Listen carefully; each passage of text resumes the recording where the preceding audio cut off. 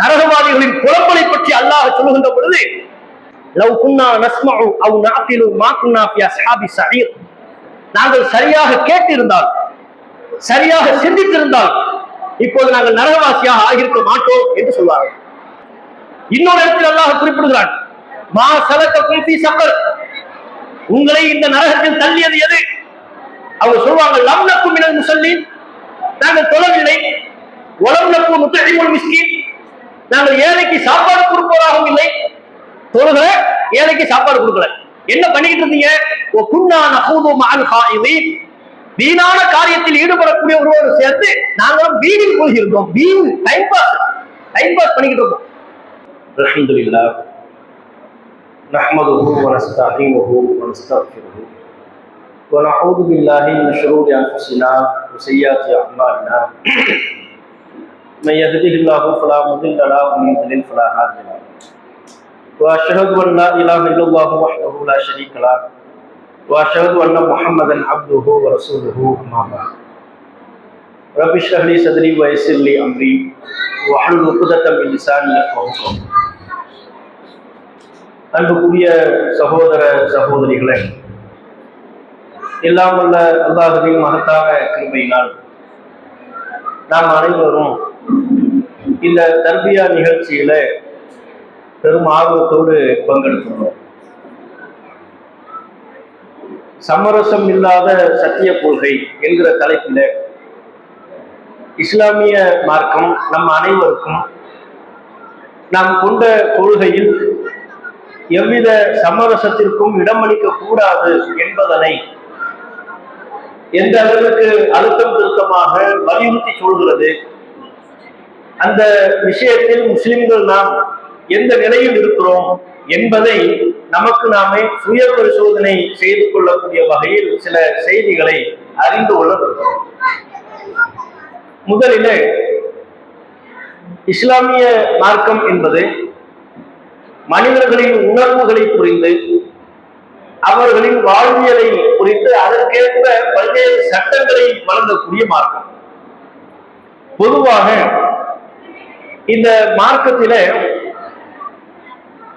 மார்க்கம் அல்லாத பிற விஷயங்கள் என்று வருகின்ற பொழுது பல்வேறு விஷயங்களில் இஸ்லாம் சமரசத்தை வலியுறுத்துகிறது. உதாரணமாக, பிற மனிதர்கள் நம்மை திட்டிவிட்டார்கள், பிற மனிதர்களால் நாம் பாதிப்படைகிறோம். அந்த நேரத்தில் பதிலுக்கு நாம் அவர்களை திட்டுவதற்கும் நாம் அவர் மூலம் எந்த பாதிப்பை அடைந்தோமோ அதே பாதிப்பை அவர்களுக்கு திருப்பி கொடுப்பதற்கும் மார்க்கம் நமக்கு அனுமதி வழங்குகிறது. இருந்த போதிலும் பலிக்கு பலிக்கு இஸ்லாமிய மார்க்கத்தில் அனுமதி இருந்தாலும் கண்ணுக்கு கண் பல்லுக்கு பல் அரசாங்கத்தின் மூலமாக நிறைவேற்ற வேண்டிய பலிக்கு பலி சட்டங்கள் தனிநபர் மூலமாக நிறைவேற்றிக் கொள்ள தக்க வகையில் இருக்கக்கூடிய எதிர்வினைகள், இந்த வகையில் பலிக்கு பலி மார்க்கத்தில் அனுமதிக்கப்பட்ட ஒன்றாக இருந்தாலும் அங்கே சமரசத்தை மார்க்கம் வலியுறுத்துகிறது. பிறர் உனக்கு ஏதேனும் பாதிப்பை ஏற்படுத்தி விட்டார்களா, உன்னை கோபமூட்டும் வார்த்தைகளை சொல்லிவிட்டார்களா, நீ கோபம் கொள்ளாதே, சமரசமாக போய்விடு, அடுத்தவர்களை மன்னித்து விடு. அலா துஹிப்பூன யக்ஃபிரல்லாஹு லக்கும், நீங்கள் ஒரு தவறை செய்கின்ற பொழுது அல்லாஹ் உங்களை மன்னிக்க வேண்டும் என்றுதானே நீங்கள் விரும்புகிறீர்கள். அபூபக்கர் ரலியல்லாஹு அன்ஹு அவர்களுடைய மகள் ஆயிஷா ரலியல்லாஹு அன்ஹா அவர்கள் மீது அவதூறு சொன்ன நபர், அவருக்கு அபூபக்கர் தான் பொருளாதார உதவிகளை கொண்டு வந்த சூழ்நிலையில் கடும் கோபத்தில் இருந்தார். இனிமேல் உங்களுக்கு பொருளாதார செலவிடம் தரமாட்டேன் என்று சொன்னார். அந்த நேரத்தில் தான் அல்லாஹ் ரப்பல் ஆலமீன் அபூபக்கர் ரலியல்லாஹு அன்ஹு அவர்களுக்கு அறிவுரை சொல்லும் விதமாகும், அவர் மூலம் நம்ம அனைவருக்கும் ஒரு பாடத்தை கற்பிக்கும் விதமாகவும் அல்லாஹ் சொன்னார், மன்னிச்சிருங்க, உதாசீனப்படுத்துங்க, சமரசமா போங்க, கண்டுக்காதீங்க, ரொம்ப ஸ்ட்ராங்கா இருந்த நிக்காதீங்க. உங்களை பேசி விட்டார்களா, திட்டி விட்டார்களா, அவர் உங்களுக்கு செஞ்சது அநியாயம் தான், தப்புதான், மன்னிச்சிருங்க. இதை மார்க்கம் வலியுறுத்துவதை, ஆர்வம் ஊட்டுவதை பார்க்கிறோம். அதே போல வியாபாரம் என்று வருகின்ற பொழுது அந்த வியாபாரத்தில் உண்மை நேர்மை கடைபிடிக்கப்பட வேண்டும். இருந்த போதிலும் அளவுல கொஞ்சம் தாராளமாக நடந்து கொள்வது, விலை குறைவாக தரும் பொழுது பொறுத்துக் கொள்வது, இத்தகைய தாராள குணத்தை ஒவ்வொரு வியாபாரிக்கும் மார்க்க மார்க்கம் அங்கே சமரசத்தை ஆர்வமூட்டுவதை பார்க்கலாம். நபிகள் நாயகம் ஸல்லல்லாஹு அலைஹி வஸல்லம் அவர்கள் சொன்னார்கள், ரஹிமல்லாஹு ரஜுலன் சம்ஹா, அல்லாஹ் தாராள குணம் கொண்ட மனிதருக்கு அருள் புரிவானாக. ரொம்ப தாராளமா நடந்துக்குவார், மனசு ரொம்ப விசாலமா இருக்கும். எந்த அளவுக்கு அவர் தாராளமாக நடந்து கொள்வார்? அவர் ஒரு பொருளை விற்றாலும் ஒரு பொருளை வாங்கினாலும் ரொம்ப கரார் காட்ட மாட்டார், தாராளமாக பிளெக்சிபிளா இருப்பார். சமரசம். ஒரு பொருளை 1000 ரூபாய்க்கு சொல்வார், அந்த மாதிரி 200 ரூபாய்க்கு தரீங்களா?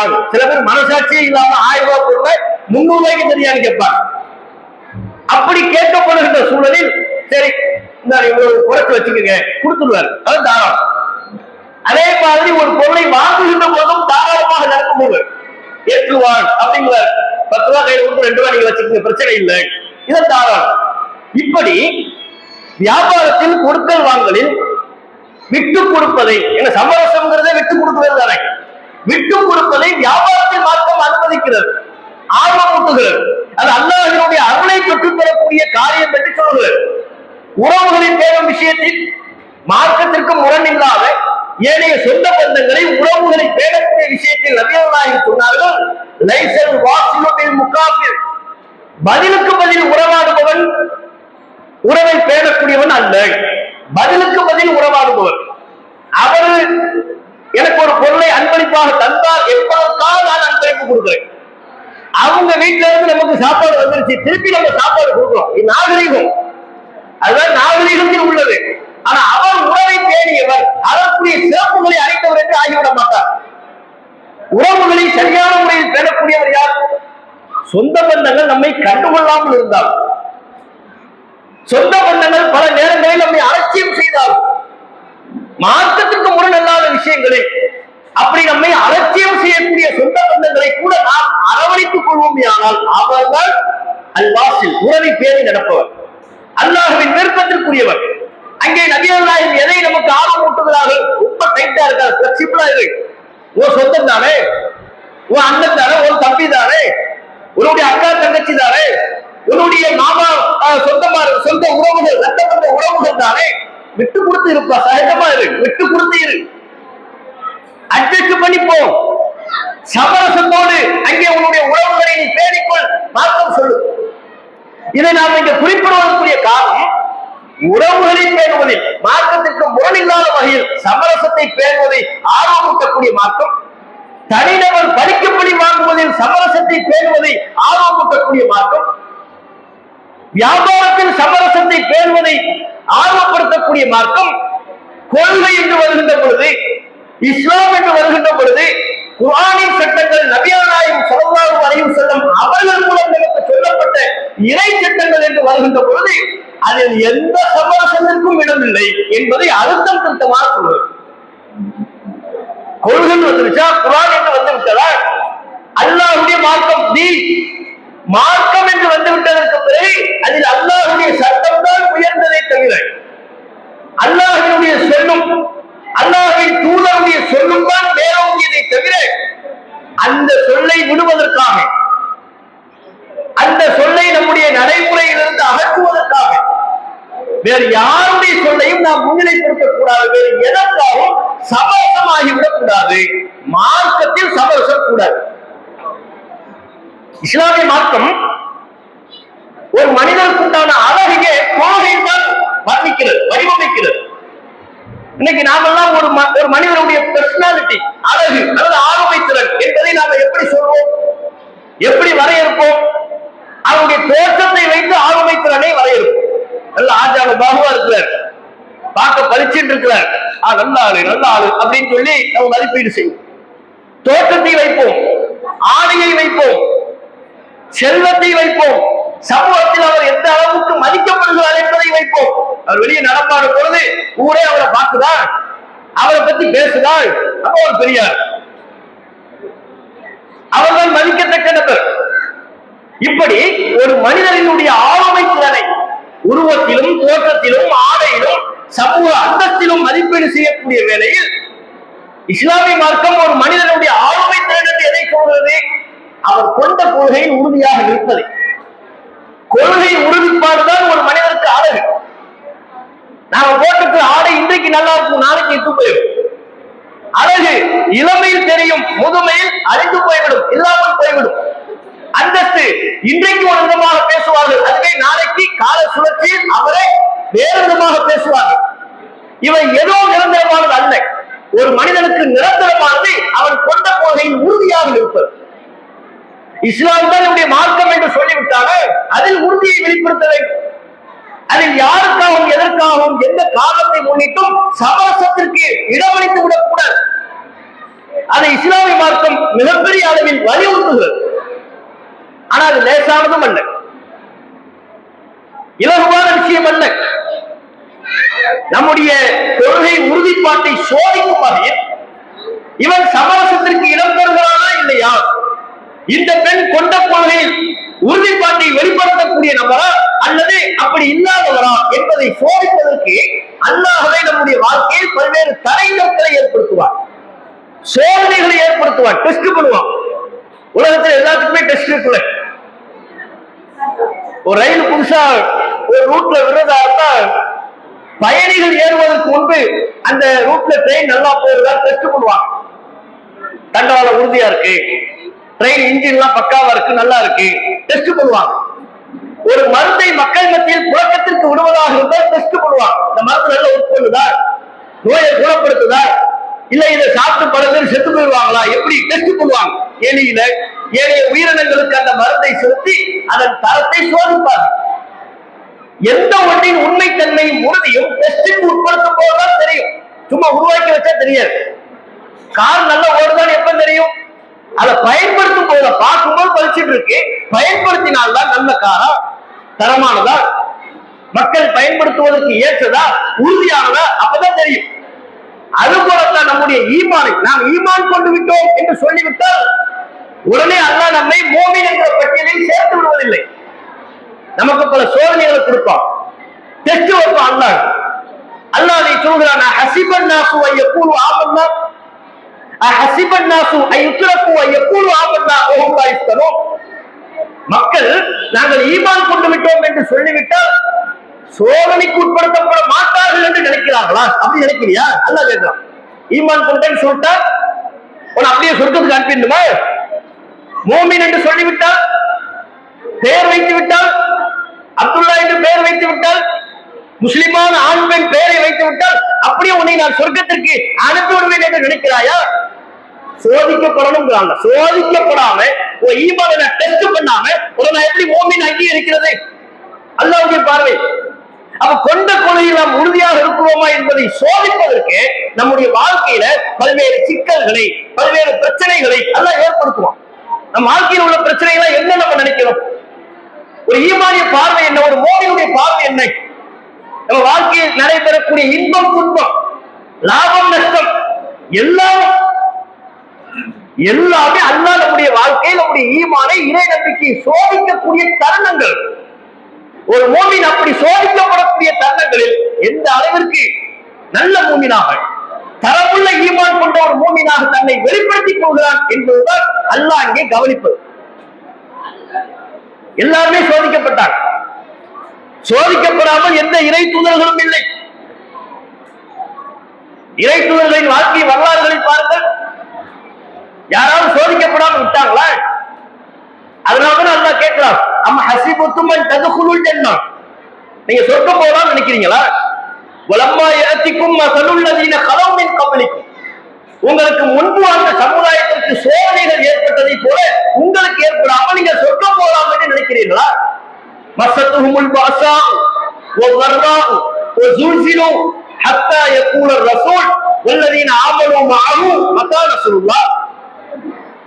ஈமான் கொண்டவர்களும் தூதர்களும்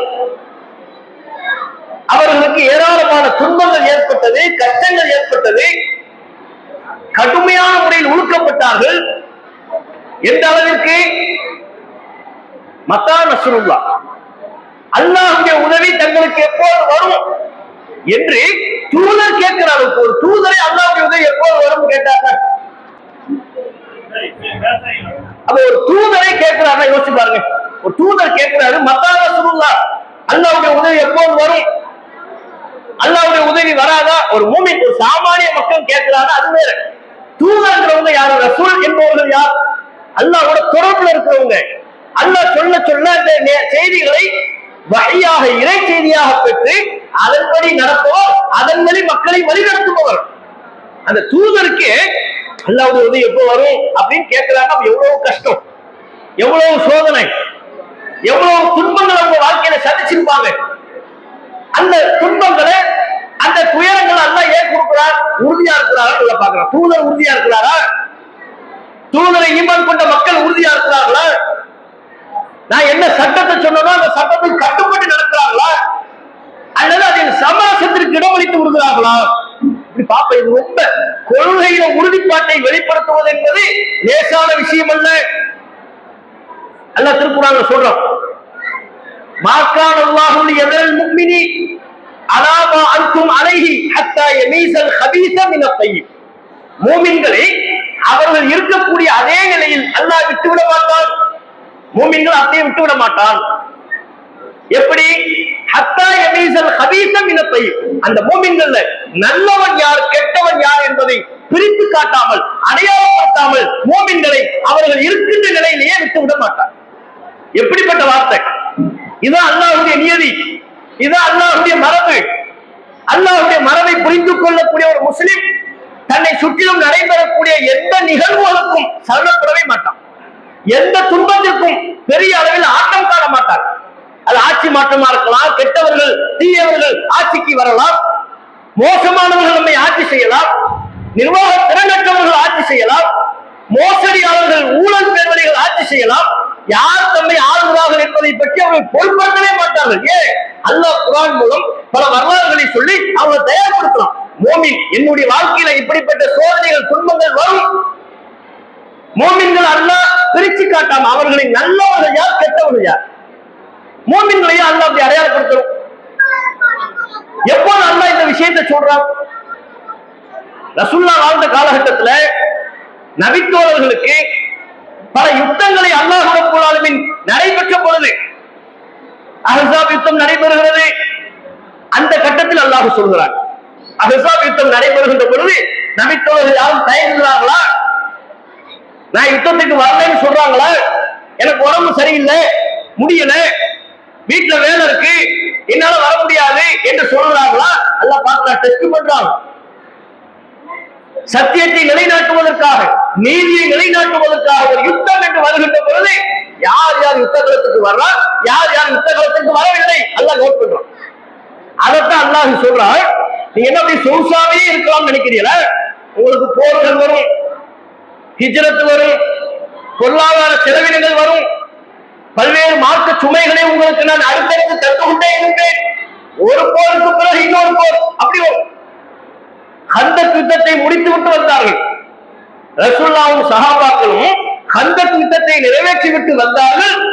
ஜிப்ரீல் அலைஹிஸ்ஸலாம் வந்து ரசூலுல்லாஹ்வும் ஏனைய மூமின்களும் ஆயுதங்களை எல்லாம் வைத்துவிட்டு தங்களுடைய அடுத்த கட்ட வேலையில், பணிகளில் கவனம் செலுத்தலாம் என்று நினைக்கின்ற போது ஜிப்ரீல் அலைஹிஸ்ஸலாம் வர்றாங்க ரசூலுல்லாஹ்ட்ட.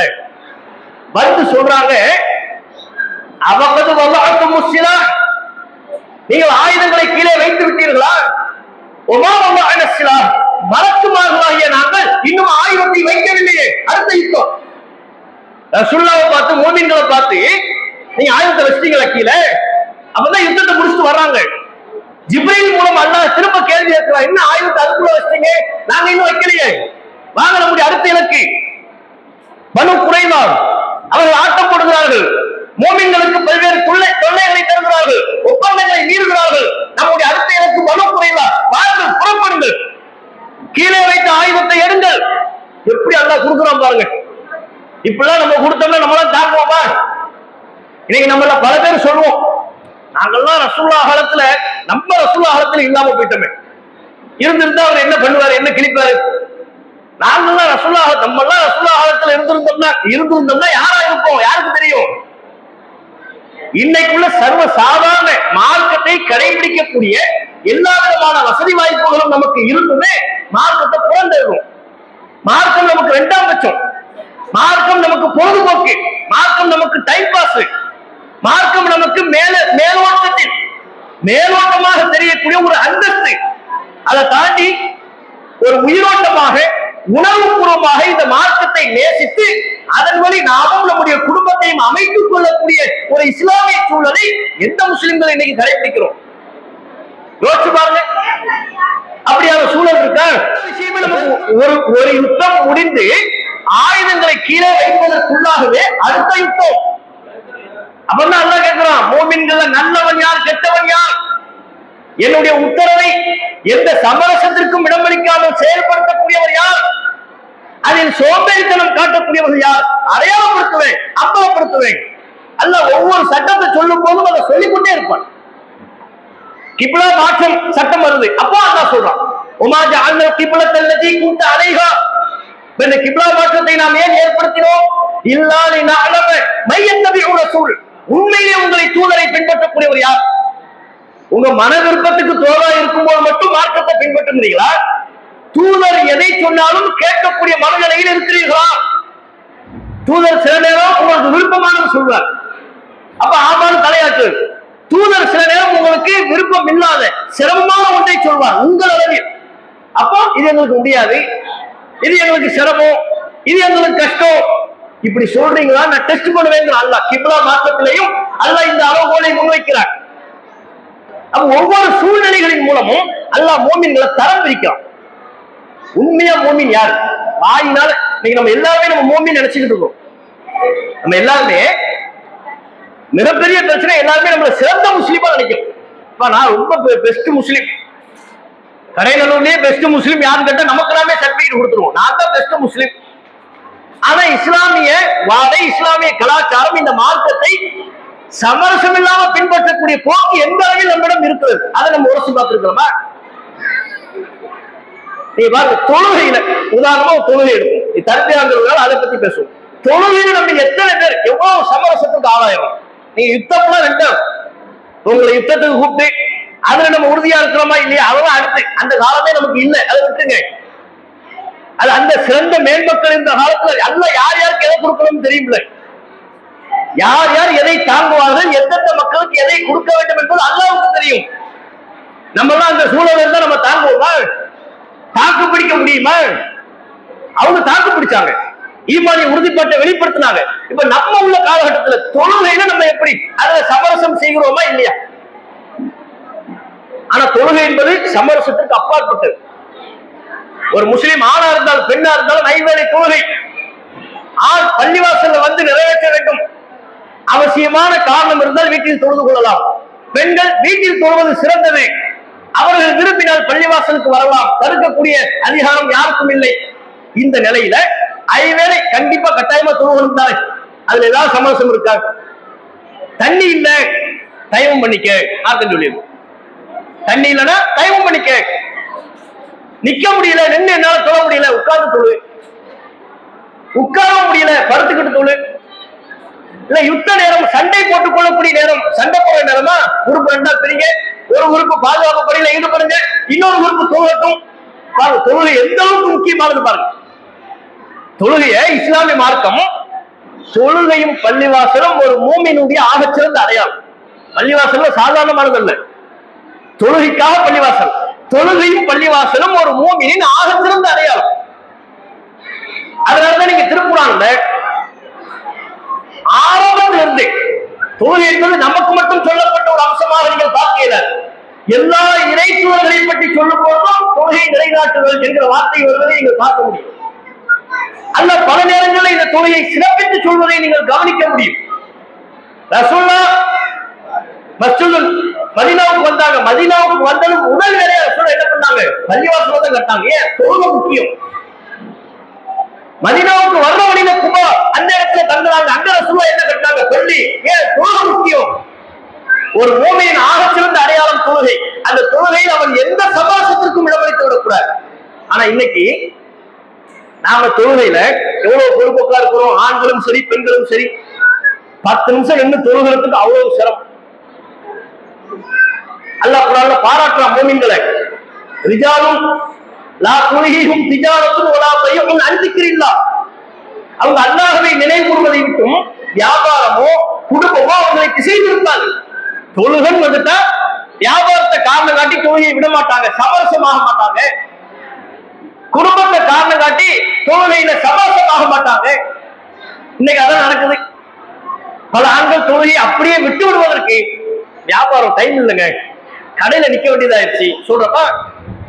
பெண்கள் பல வேலைகள், வீட்டுல சமையல் பண்ற வேலை இருந்துச்சு, பிள்ளைய பார்க்கிற வேலை இருந்துச்சு, தொழுகலாம நினைச்ச அதுக்குள்ள சொந்தக்காரங்க வந்துட்டாங்க. தொழுகலாம முசல்லாம் எடுத்து விரிச்சு வச்சு அதுக்குள்ள அவங்க போன் பண்ணிட்டாங்க. தொழுகலாம நினைச்சு ஒழு செஞ்சுக்கிட்டு இருந்தேன், கேஸ் போறவங்க வந்துட்டான், கேஸ் பார்க்க போறோம்னா அப்படியே மறந்துட்டேன். என்னென்னலாம் தொழுகையை விடுவதற்கு நம்ம எப்போ சின்ன விஷயம் நம்மளை சமரசத்திற்கு உள்ளாக்கி விடுகிறது. ஒரு வியாபாரம், ஒரு பொருளாதாரம், ஒரு நண்பர்களோடு பேசுவது, தோழிகளோடு பேசுவது, அதுவே நம்மை தொழுகையிலிருந்து திசை திருப்பி விடுகிறது. இந்த தொழுகையில 5 வக்து தொழுகையில நம்ம உறுதியை காட்ட முடியாதுன்னா வேற எதுல போய் நம்ம உறுதியை காட்ட போறோம் சொல்லுங்க? 5 வக்து தொழுகையில நம்மால் உறுதியை காட்ட முடியாது என்றால் உயிரை விடும் அளவிற்கு சோதனை அல்லாஹ் நமக்கு தந்தால் நாம் எப்படி அந்த சோதனையை நிறைவேற்றுவோம்? அல்லாஹ் பாப்பாங்க, யார் இவனா நீயா, நீ உயிரை எனக்காவது உயிரை விடுறா, தொழுகைக்கு வாங்கினா வரமாட்டேங்கிற, நீ எப்படி உயிரை விடுற கேட்பானா இல்லையா? அல்ல வியாபாரம் சொல்லிக்கிட்டு அதை பார்க்க போயிடுற, பள்ளிவாசல் பக்கத்தில் இருந்தும் மரம் இருக்கிறாய், வீட்டில் தொழ அனுமதி இருந்தும் தொழுகையில் ஈடுபடுவதில்லை, நீ எப்படி எனக்காவது உயிரை கொடுப்பாங்க கேட்பானா இல்லையா? அப்ப தொழுகையில நாம் அவ்வளவு சமரசமாகிறோம். ஹலால் ஹராம் விஷயம் ஏன்னா இஸ்லாம் என்பது தௌஹீத் மட்டுமல்ல, இஸ்லாத்துல பிரதானமானது தௌஹீத். நம்மளாம் நினைக்கலாம் நம்மளாம் ஏகத்துவ கொள்கையில தான் இருக்கிறோம், இணை வைப்பு நம்மிடம் இல்லையே, சிறுக்கு நம்ம கிட்ட இல்லையே. சிறுக்கு விஷயத்துல தர்காவுக்கு போறது, தாயத்து கட்டுறது, தட்டு தகடு வீட்டுல மாட்டி வைப்பது, பில்லி சூனியம் பார்க்கிறது, இதுல எல்லாம் நம்ம யாருமே ஈடுபடுவதில்லையே அப்படின்னு நம்ம நினைக்கலாம். அதெல்லாம் உண்மைதான். இணை வைப்பு விஷயத்தில் நாம் உறுதியாக எந்த சமரசமும் இல்லாமல் இருக்கலாம். ஆனா இஸ்லாம் என்பது இணை வைப்பு சார்ந்த விஷயம் மட்டுமல்ல, தௌஹீத் மட்டுமல்ல. இஸ்லாம் என்பது தௌஹீதை காட்டி இன்னும் பல விஷயங்கள் இருக்கிறது. இஸ்லாம் தௌஹீத மட்டுமா இருக்கு? எல்லா இறை தூதரும் தௌஹீத மட்டுமா சொன்னாங்க? தௌஹீத பிரதானமா சொன்னாங்க. அதான் அடிப்படை, அதான் அஸ்திவாரம். அந்த அஸ்திவாரம் சரியாக இருந்தால்தான் அதன் மேல் எழுப்பப்படுகிற கட்டிடம் உறுதியா நிற்கும். நம்ம அஸ்திவாரத்தை மட்டும் போட்டுட்டு அதுக்கு மேல கட்டிடமே இல்லாம நிற்கும். கட்டிடம் உறுதியாக இல்லாமல் அல்ல, கட்டிடமே இல்லாம நிற்கும். தௌஹீத் சரியாயிட்டோம்ல. நான் பொட்டல் தர்காவுக்கு போனா, நான் ஒரு தர்காவுக்கு போனா, அந்த கந்தூரி கொண்டாட்டத்துக்கு போனா, தாயத்து கட்டினா, மந்திரிச்சு பார்த்தனா, அதெல்லாம் இல்லை. அதை தாண்டி இஸ்லாத்தில் இன்னும் பல 100 விஷயங்கள் இருக்கிறது. அதில் நாம் எப்படி இருக்கிறோம்? இஸ்லாம் என்பது குடும்பம், குடும்ப ரீதியான பல விஷயங்கள் இஸ்லாத்தில் உள்ள ஒரு அம்சம். வியாபாரம், ஹலால் ஹராம், கொடுக்கல் வாங்கல், அன்றாட நடைமுறைகள் எல்லாத்திலுமே இஸ்லாம் இருக்குங்க. தௌஹீத்ல மட்டும் இஸ்லாம் இருப்பதாக நினைக்கிறார். குடும்பத்தில் இஸ்லாம் கடைபிடிக்க வேண்டும், உறவுகளிடம் இஸ்லாத்தை கடைபிடிக்க வேண்டும், ஹலால் ஹராமில் இஸ்லாத்தை கடைபிடிக்க வேண்டும். இன்னைக்கு ஹலால் ஹராம்னா முஸ்லிம்கள் பார்க்கிறாங்களா, கவனிக்கிறாங்களா? அதை சரியான முறையில பேணுகிறார்களா? அதை பொருட்படுத்துறதே இல்லை. ஹலால் ஹராம ஒரு டாபிக்கே இல்லைனாயிருச்சு. எது ஹலாலு எது ஹராமு அதை சிந்திப்பதற்கு கூட தயாரில்லை.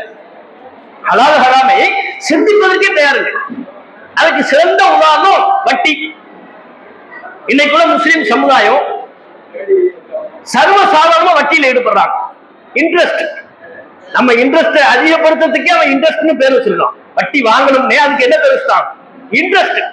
அப்படின்னா என்ன? நல்ல ஆர்வமா இருக்கு, ஆர்வமா இதுல ஈடுபடுங்க.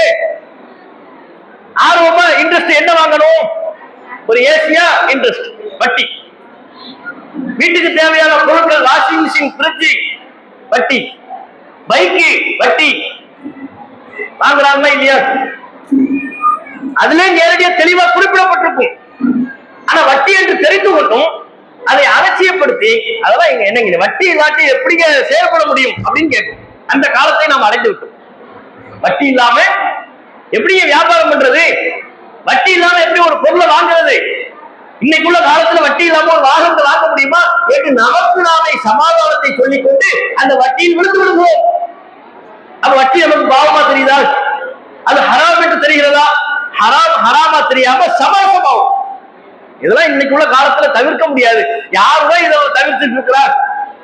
யாரு லோன் எடுக்காம இருக்கிறாங்க, யாரு வட்டி அடிப்படையிலான லோன் இல்லாம இருக்கிறாங்க என்று நமக்கு நாமே காரணங்களை சொல்லிக்கொண்டு சமாளிப்புகளை சொல்லிக்கொண்டு வட்டியில சமரசம் ஆயிடுறாங்க. வியாபாரத்துல ஹராம் ஹலால் பார்க்கறது இல்லை. ஒரு பெட்டி கடை வச்சிருக்கிறாரா, ஹலாலான வியாபாரம் பண்ணா எல்லாம் பார்க்க செய்வான். அங்கிட்டு கொண்டு ஒரு சிகரெட் டப்பா வைப்பாரு. எதுக்கு அந்த சிகரெட் டப்பா? இங்க இல்லைன்னா கஸ்டமர் வரமாட்டாங்க. சமரசம் ஆயிட்டாரா? சமரசம் ஆகிவிட்டாரா? இப்படி ஒவ்வொன்றிலையும் சர்வசாதாரண சமரசம் ஆயிரும். ரசூலுல்லாஹ் சொன்னாங்க, ஏத்தி அலன்னாசி ஜமானும், மக்களிடையே ஒரு காலம் வரும். அந்த காலத்தில் லா யுபாலில் மர்ஹு, ஒரு மனிதன் தான் எந்த வழியில் சம்பாதிக்கிறான் என்பதை பொருட்படுத்தவே மாட்டான். அமினல் ஹலாலி அமினல் ஹராம், தான் சம்பாதிப்பது ஹலாலா ஹராமா என்பதை பொருட்படுத்தாத ஒரு காலம் வரும் என்று நபிகள் நாயகம் ஸல்லல்லாஹு அலைஹி வஸல்லம் அவர்கள் சொன்னார். அதான் சமரசம். பொருளாதாரம் கிடைச்சா போதும், சம்பாதிச்சா போதும், காசு கூட வந்தால் போதும். அது எந்த வழியில் வருகிறது, எப்படி வருது, அது ஹலாலா அது ஹராமா, மார்க்கத்தில் தடுக்கப்பட்டதா, அதையெல்லாம் பார்க்கவே மாட்டான். அப்படி ஒரு காலம் வரும். வந்துருச்சா? இன்னைக்கு எந்த மக்கள், எந்த முஸ்லிம்கள் ஹலால் ஹராம் எல்லாம் பார்த்து காசு மூலம் சம்பாதிக்கிறாங்க, பொருளாதாரத்தை வரவு வைக்கிறாங்க? வட்டி கலக்குது, மோசடி கலக்கிறது, ஏமாற்று கலக்கிறது. அப்ப நம்ம சுய பரிசோதனை செய்யணும். அதே போல பாருங்க, இஸ்லாமிய மார்க்கத்தில் ஆபாசம் தடுக்கப்பட்டிருக்கிறது, இசை தடுக்கப்பட்டிருக்கிறது. ஆனா முஸ்லிமான ஆண்கள் பெண்கள் சர்வசாதாரணமா சினிமா பார்ப்பாங்க. இன்னைக்கு உள்ள காலம் சினிமா பார்க்க ஒரு பேஷன். சினிமாங்கிறது என்னவா ஆகிவிட்டது? அது ஆபாசம் யாருமே சொல்றதில்லை, ஹராமான செயல் என்று யாருமே சிந்திப்பதில்லை, பேசுவதில்லை. அது என்னவா பேஷன், ட்ரெண்டிங் சினிமாவா? அதெல்லாம் ஒரு பெரிய தப்பா? அது சுத்தமா? ஒரு 2 மணி நேரம் பொழுதுபோக்கிற்காக வேண்டி பார்க்கிறோம், அதுல என்ன பிரச்சனை இருக்கு? இப்படி கேட்பதே சைத்தானுடைய தூண்டுதல். ஏன்? சினிமாவுல இசை இருக்கிறது, சினிமாவுல ஆபாசம் இருக்கிறது, சினிமாவுல அசிங்கமான வார்த்தைகள் இருக்கிறது.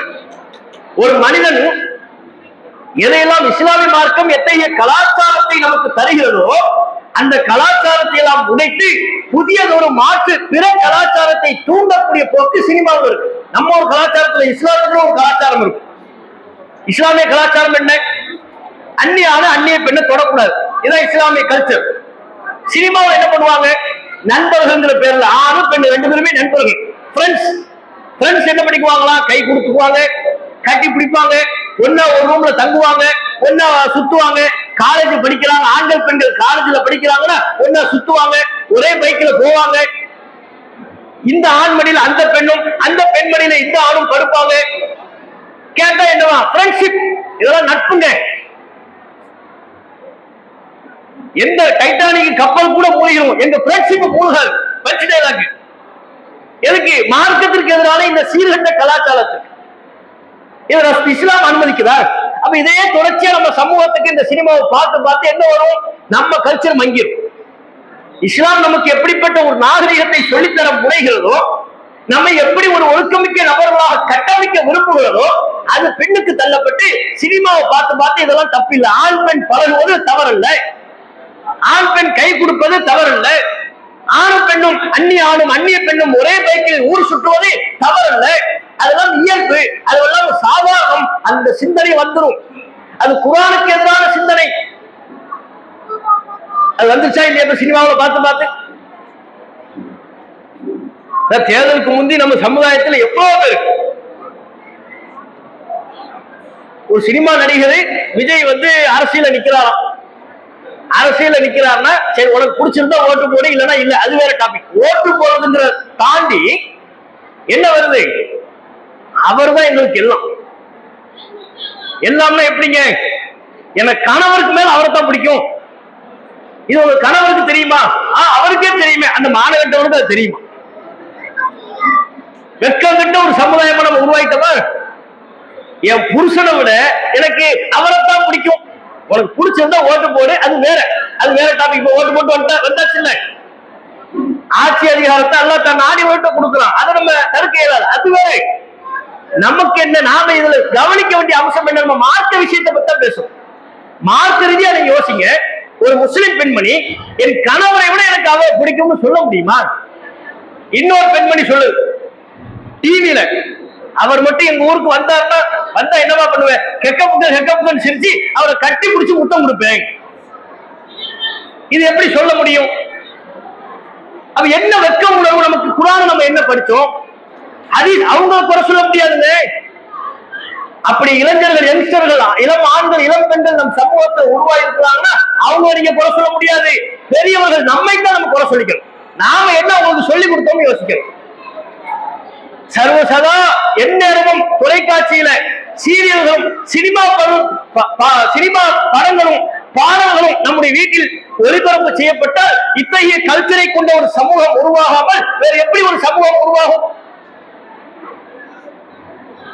சமூக வலைத்தளத்தில் மூழ்கி பொழுதுபோக்கு என்கிற பேர்ல சினிமா, அது சார்ந்த மீம்ஸுகள், நகைச்சுவை காட்சிகள், சீரியல்கள், இதையே மணிக்கணக்கா பார்த்துக்கிட்டு இருந்தா நம்ம சமூகத்திலிருந்து ஒரு அபூபக்கர் உருவாக முடியுமா? உமர் அவர்களை நீங்க எதிர்பார்க்க முடியும்? முஸஅப் இப்னு உமைரை எதிர்பார்க்க முடியுமா? ஆயிஷா அவர்களை போல ஒரு அறிவாளியை நீங்க எதிர்பார்க்க முடியுமா? இந்த மாதிரியான குரூப்பை தான் நீங்க எதிர்பார்க்க இயலும். எனக்கு அவரைத்தான் பிடிக்கும். மார்க்கத்துக்காக வேண்டி கூட தெருவில் இறங்காத பெண்கள், எப்படி மார்க்கத்திற்காக கூட தெருவில் இறங்காத பெண்கள் ஓட்டு கேட்டு தெருவில் இறங்குறாங்க. மார்க்கத்துக்காக வேண்டி என்னைக்கும் இந்த பள்ளிவாசல பயம் நடக்குது, வாங்க இறங்குனது இல்லை. ஒரு பிரச்சாரம் நடைபெறுகிறது, வாருங்கள், இறங்கியதில்லை. ஒரு அமைப்பாகவோ அல்லது தனியாகவோ தனிப்பட்ட விருப்பத்தின் பேரிலேயோ 4 பேரை சந்திச்சு குர்ஆனை படிமா அப்படின்னு சொன்னதில்லை. அதுக்கு வீதியில இறங்கல. எதுக்கு வீதியில இறங்குறாங்க? நம்மளுக்கு தான் ஓட்டு போடணும். சரியா? யாருக்கு? அதான் நம்ம தலைவர், அவருக்கு தான் நீ ஓட்டு போடணும். அவரை தாண்டி நீ வேற யாருக்காவது ஓட்டு போட்ட விஷத்தை உன்னை கொண்டுருவேன். முடிஞ்சு வச்சு. ஒரே முடிவு. எனக்கு தெரிஞ்சு உசுருக்கு பயந்து நிறைய பேர் ஓட்டு போட்டாங்கன்னு நினைக்கிறேன். இப்ப வாங்கின பல ஓட்டு என்ன உசுருக்கு பயந்து, ஆகா இவங்க ஓட்டு போடாட்டி நம்ம குடும்பத்திலே நமக்கு விஷ வச்சு கொண்டுருவாங்க, அந்த அளவுக்கு வெறி பிடிச்சி சோம்பிகளாக தெரிந்தார்கள். இது என்ன கல்ச்சர்? இது எப்படிப்பட்ட கல்ச்சர்? நம்ம இஸ்லாம் ஒரு சிறந்த முஸ்லிமை எப்படி உருவாக்க வேண்டும் என்று நினைக்கிறதோ அந்த கல்ச்சர்ல நம்ம நிக்கிறோமா யோசிச்சு பாருங்க. எப்படிப்பட்ட மக்களை உருவாக்கிய, நன்மக்களை உருவாக்கிய கொள்கை, பல தியாகிகளை உருவாக்கிய கொள்கை. அல்லாஹ் ரப்பல் ஆலமீன் இயல்பிலேயே அத்தகைய தியாக மனப்பான்மையையும் கொள்கை உறுதிப்பாட்டையும் வெளிப்படுத்துவதைத்தான் அல்லாஹ் நமக்கு சிலாகித்து பேசுறான். நீ குர்ஆன்ல பாருங்க, எல்லா மூமின்களுக்கும் அல்லாஹ் உதாரணமா குறிப்பிடுறது யாரு? ஃபிரௌனின் மனைவி, வரலாற்றில் ஆசியா என்று சொல்லப்படுகிறது. தரபல்லாஹு மஸலன் லில்லதீன ஆமனு இம்ரஅத்த ஃபிரௌன். அல்லாஹ் ஈமான் கொண்ட ஆண்களுக்கு, ஈமான் கொண்ட மக்களுக்கு ஃபிரௌனின் மனைவியை அல்லாஹ் உதாரணமாக குறிப்பிடுகிறார். எதில் அவர்கள் உதாரணம்? எதில் அவர்கள் முன்மாதிரி? இது காலத்து ரப்பி பினி லீ இந்தக பைத்தன் ஃபில் ஜன்னah வனஜ்ஜினி மின் ஃபிரௌன வஅமலிஹி வனஜ்ஜினி மினல் கௌமில் ஸாலிமீன். இறைவா, யாருடைய மனைவி? ஃபிரௌனின் மனைவி, மன்னர் மனைவி யாரு? அரசனின் மனைவி யாரு? அரசி. ராஜ வம்சம், ராஜ குடும்பம், சுகபோக வாழ்க்கை. சொடக்கு போட்டா எதுனாலும் வரும். சொடக்கு போட்டா என்ன வேண்டுமானாலும், நகை வேண்டுமா தங்கம் கட்டியாக எவ்வளவு வேண்டுமோ கொட்டுவார்கள். ஆபரணம், சாப்பாடு, எதுக்கும் பஞ்சம் இல்லை. அப்படிப்பட்ட ஒரு வாழ்க்கை, எதுக்கும் குறை இல்லைங்க. அப்படி சோபோக வாழ்க்கையில் திளைத்துக் கொண்டு அந்த பெண்மணி சொன்னார்களா, இறைவா, என் கணவன் ஃபிரௌன் அநியாயக்காரன், அவனுடைய கூட்டம் அநியாயக்கார கூட்டம். எந்த வகையில் அவர்கள் அநியாயம் செய்கிறார்கள்? ரப்பே, உனக்கு அநியாயம் செய்கிறார்கள். உன்னை மட்டும் வணங்க வேண்டும் என்கிற ஏகத்துவ கொள்கைக்கு அநியாயம் செய்கிறார்கள். நீ சமூகத்தை ஆட்சியாளர் என்ற முறையில் மக்களை எப்படி வழிநடத்த வேண்டுமோ அதற்கு அநியாயம் செய்கிறார்கள். சிறுபான்மை சமுதாயத்தை ஒடுக்குகிறார்கள், இஸ்லாமிய சமுதாயத்தை கொண்டு குவிக்கிறார். அநியாயக்கார கூட்டம். அவங்க கேட்கிறாங்க, இந்த அநியாயக்கார கூட்டத்திடமிருந்து இறைவா என்ன நீ காப்பாத்து. வனஜ்ஜினி மின் ஃபிரௌன வஅமலிஹி. ஃபிரௌனின் செயலிலிருந்தும் அவனிடமிருந்தும் என்னை காப்பாற்று, அவனுடைய கூட்டத்திடமிருந்தும் எனக்கு காப்பாற்று. இந்த ஊர் உலகத்துல, இந்த உலகத்துல உள்ள மான மாளிகை இதெல்லாம் எனக்கு தேவையில்லை. காசு பணம் தேவையில்லை, ஆபரணம் தேவையில்லை, வசதி வாய்ப்பு தேவையில்லை. ரப்பி பினி லீ இந்தக பைத்தன் ஃபில் ஜன்னah. எனக்கு ஜன்னத் வேணும், சொர்க்கம் வேணும். அந்த சொர்க்கத்துல நீ தர மாளிகை தான் எனக்கு வேணும், இந்த மாட மாளிகை எனக்கு வேண்டாம் இறைவா, இந்த கூட்டத்தாரிடமிருந்து என்னை பிரித்து விடு, என்னை காப்பாத்து என்று சொன்னார். இது அல்லாஹ் சமூகத்துக்கு முன்மாதிரியா சொல்லித்தான். ரசூலுல்லாஹ்வுடைய காலத்தில் உள்ளவர்களுக்கு மட்டுமல்ல, நமக்கு மட்டுமல்ல, மறுமை நாள் வரவிருக்கிற மறுமை வரையிலே உள்ள எல்லா மக்களுக்கும் மூமின்களுக்கான முன்மாதிரி ஃபிரௌனின் மனைவி ஆசியா. எதில் உலக பற்றற்ற தன்மை, இந்த உலகம் வேண்டாம், சொகுசு வேண்டாம், பதவி வேண்டாம், அந்தஸ்து வேண்டாம், ஜன்னத்து வேணும், சொர்க்கம் வேணும், அநியாயக்கார கூட்டம் எனக்கு தேவையில்லை, மார்க்கத்திற்கு எதிராக செயல்படக்கூடியவன் என்னுடைய கணவனே ஆனாலும் நாட்டின் அரசனே ஆனாலும் எனக்கு அவன் தேவையில்லை இறைவா. எப்படி சொன்னாங்க? சமரசம் கொஞ்சம் கூட இல்லாம கணவனா இருந்தாலும் சரி தூக்கி போட நான் தயார். அரச பதவிகளா தேவையில்லை எனக்கு இந்த பதவி, மாட மாளிகையா வேண்டாம் எனக்கு இந்த மாட மாளிகை, எனக்கு கொள்கை வேண்டும், மறுமையில எனக்கு சொர்க்கம் வேண்டும், அந்த சொர்க்கத்தில் நீ எனக்கு கட்டி தருகிற மாளிகை வேண்டும். இதனால பார்வை. இது எதுக்கு அல்லாஹ் உதாரணம் சொல்றான் நமக்கு? நீ இப்படி உருவாகுங்க, அல்ல நீ இப்படி உருவாகல, உலகத்துல காசு பணத்துக்கு முக்கியத்துவம் கொடுக்காத, சொந்த பந்தமாக இருந்தாலும், கணவனா இருந்தாலும், மனைவியா இருந்தாலும், பெற்ற தாய் தந்தையா இருந்தாலும், நான் சொல்லுதான் உனக்கு முக்கியமா இருக்கணும். அவர்கள் அனைவரையும் விட நான் உனக்கு முக்கியமானவனாக இருக்க வேண்டும். அதுக்கு எதிராக இருக்கா? உலகத்துல கஷ்டப்பட வேண்டிய சூழல் வருதா? வசதி வாய்ப்புகளை இழக்க வேண்டிய கட்டம் வருகிறதா? இழப்பதை நீ துணித்துகள், துணித்து அதை இழத்து விடு, பிரச்சனை இல்லை, உனக்கு மறுமையில நான் உனக்கு சொர்க்கத்தை தரேன். அதற்கு அர்த்தம். இதெல்லாம் படிப்போம், நம்ம படிப்போம், ஓடும்போது வேக வேகமா ஓடுவோம். ஆனா அது தருகிற பாடத்தை உள்ளத்தில் ஏற்றுகிறோமா? அது தரக்கூடிய பாடத்தை உள்ளத்தில் ஏற்றுறோமா? குர்ஆன்ல நம்ம படிக்கிற எல்லா வரலாறுமே அதுதாங்க நமக்கு சொல்லுது. கொள்கை உறுதிதான். மூசா நபியின் வரலாறு என்ன? கொள்கை உறுதி. கொண்ட கொள்கைக்கு மாத்தமா ஊரே செயல்பட்டாலும், ஆட்சி அதிகாரம் அவர்களுக்கு எதிராக இருந்தாலும், நீ யார் முகத்தையும் பார்க்காத, கொள்கையை சொல்லு, அதுல உறுதியா நின்று. மூசா நபியின் வரலாறு அதுதான். ஈசா அலைஹிஸ்ஸலாம் அவர்களின் வரலாறு அதுதான். உன்னை கொல்ல வருவார்கள், பயப்படக்கூடாது, கொள்கையை உறுதியா சொல்லு, கொண்ட கொள்கையில உறுதியா நின்று. அதான் ஈசா நபியின் வரலாறு. இப்ராஹிம் அலைஹிஸ்ஸலாம் அவர்களின் வரலாறு அதேதான். பெத்த தகப்பன் உன்னை தூக்கி வீசுவான், வீட்டுல இனிமே இடம் இல்லைன்னு சொல்வான், ஊர் மக்கள் உன்னை தீ விட்டு எரித்து பொசுக்க முனைவார்கள். ஆனா நீ கொண்ட கொள்கையில உறுதியா நிற்கணும், எதற்கும் சபாசமாக கூடாது. இப்ராஹிம் நபியின் வரலாறு நமக்கு சொல்வது அதைத்தான். நீங்கள் திருக்குர்ஆனில் பார்க்கிற எந்த வரலாறாக இருந்தாலும் அந்த வரலாற்றின் மூலம் அல்லாஹ் நம்முடைய உள்ளத்தில் விதைக்க விரும்புவது கொள்கையின் மீதான பற்றை, மார்க்கத்திற்காக அல்லாஹ்வின் சொல்லை நிலைநாட்டுவதற்காக யாருடைய சொல்லை அல்லது யாருடைய சொல்லிற்கும் சமரசமாகிவிடக் கூடாது என்கிற அந்த உறுதிப்பாட்டை, அதுக்குதான் அல்லாஹ் வரலாறு. நம்ம இந்த வரலாறுகள் எல்லாம் படிச்சாத்தானே, இந்த வரலாறு எல்லாம் இந்த பார்வையில நம்ம படிக்கிறோமா? இப்ராஹிம் வரலாறு, இப்ராஹிம் வரலாறு சூப்பர், முடிஞ்சு போச்சு, அதோட முடிஞ்சிருச்சு. இவர் மார்க் போட்டுருவாரு குர்ஆன்ல. இப்ராஹிம் வரலாறு, இப்ராஹிம் வரலாறு சூப்பர், அதுக்கு ஒரு 50 மார்க் போட்டு தள்ளு. மூசா நபி வரலாறு அதோட ரொம்ப சூப்பர், அதுக்கு ஒரு 70. ஈசா அலைஹிஸ்ஸலாம் வரலாறு நமக்கு கொஞ்சம் சுவாரஸ்யம் கம்மியா இருக்கு, ஒரு 40. இவர் வரலாறுங்கிறது எதுக்குங்க? குர்ஆனினுடைய வரலாறு எதுக்கு? குர்ஆன் நம்ம படிக்கிறோமா? நம்மளை பண்படுத்தும் நோக்கில், பக்குவப்படுத்தும் நோக்கில் குர்ஆனை எடுத்து வாசிக்கக்கூடியவர்கள் நம்ம எத்தனை பேர்? இங்க டெய்லி குர்ஆன் தமிழாக்கத்தை வாசிக்கிறவங்க கை தூக்குங்க. பெண்கள்ல டெய்லி குர்ஆன்ல அல்லாஹ் எனக்கு என்ன சொல்லி இருக்கிறான்ங்கிற ஒரு தேடலோடு நான் படிக்கிறேன், கை தூக்குங்க. அரபில ஓதுறத கேட்கல, எவ்வளவு ஆண்கள் கை தூக்குங்க பாருங்க. அப்ப இவ்வளவு பேர் இருக்கிறோம்.